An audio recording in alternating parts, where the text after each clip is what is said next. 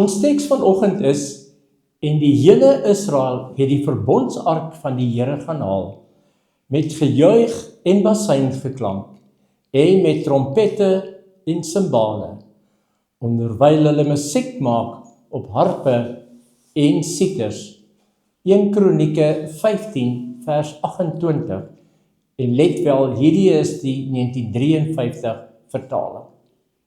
Stel jou die toneel voor, duisende mense wat saam beweeg, nie in stilte of met vrees nie, maar met 'n oorweldigende vreugde.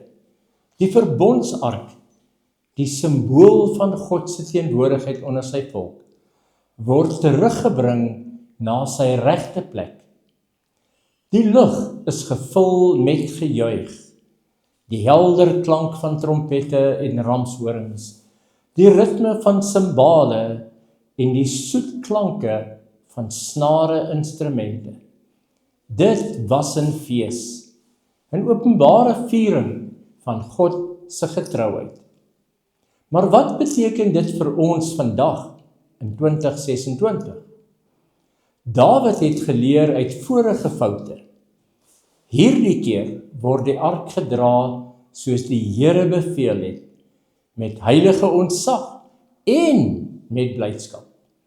Die volk het nie net die ark gedra nie, hulle het God se nabyheid gevier. Hulle het geweet, waar die ark is, daar is die Here self by ons. In ons eie lewe kan ons soms vergeet om God se teenwoordigheid met dieselfde vreugde te vier.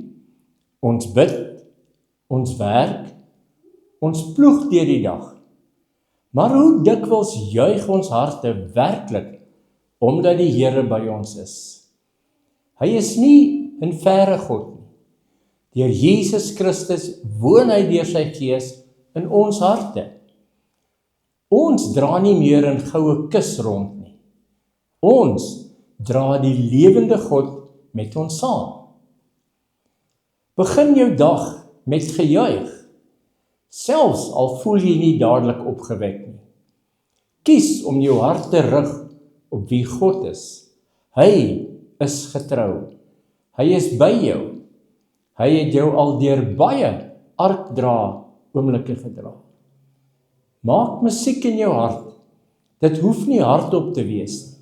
'n stil loflied, 'n dankgebed, of selfs net 'n bewuste keuse om te glimlag, omdat God se goedheid jou omring.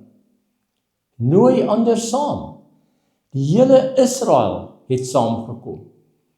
Wie in jou lewe het vandag nodig om herinner te word dat God se teenwoordigheid rede tot feesviering is? Kom ons bid saam. Here, soos die volk van ouds die ark ingebring het met blydskap, so bring ons vandag ons harte na U toe.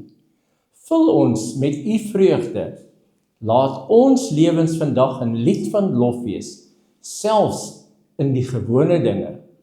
Ons vier U, want U is hier. Mag jou dag gevul wees met die klank van innerlike trompette en die ritme van dankbaarheid. Gaan in sy vreugde.